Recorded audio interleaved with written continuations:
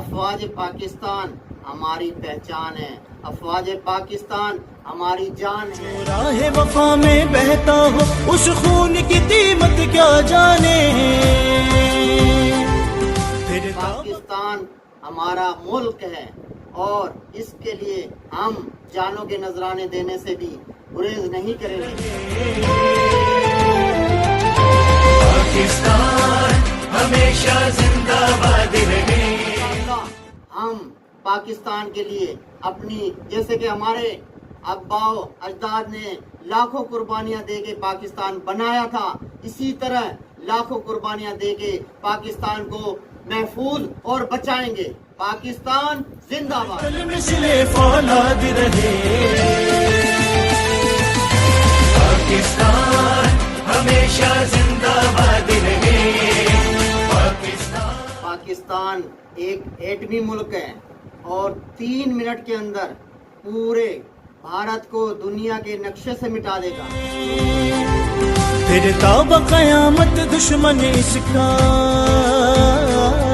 پھر تاب قیامت دشمن اس کا، ہر لمحہ برباد رہے۔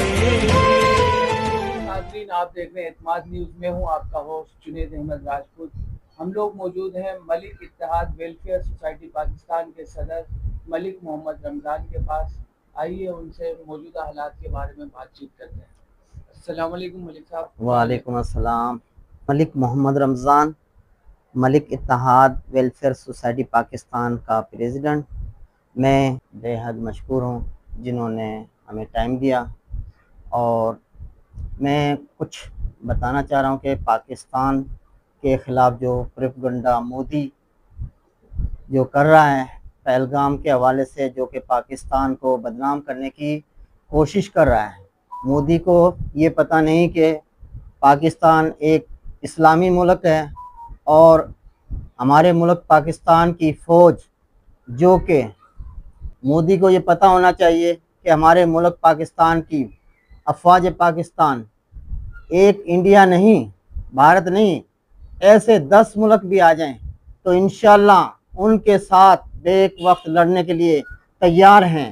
اور ہم پورے پاکستان کے اندر ملک برادری کے جو بھی لوگ ہیں اپنے پاک فوج کے شانہ باشانہ ہیں، اور جیسے ہی ہمیں افواج پاکستان کی طرف سے کال ہوئی کہ کسی بھی ملک کے ساتھ ہماری جنگ ہے، تو ملک برادری کا بچہ بچہ پاکستان فوج کے ساتھ ساتھ لڑنے کے لیے، شہید ہونے کے لیے ہر وقت تیار ہے۔ زندہ باد رہے پاکستان ہمیشہ زندہ باد رہے۔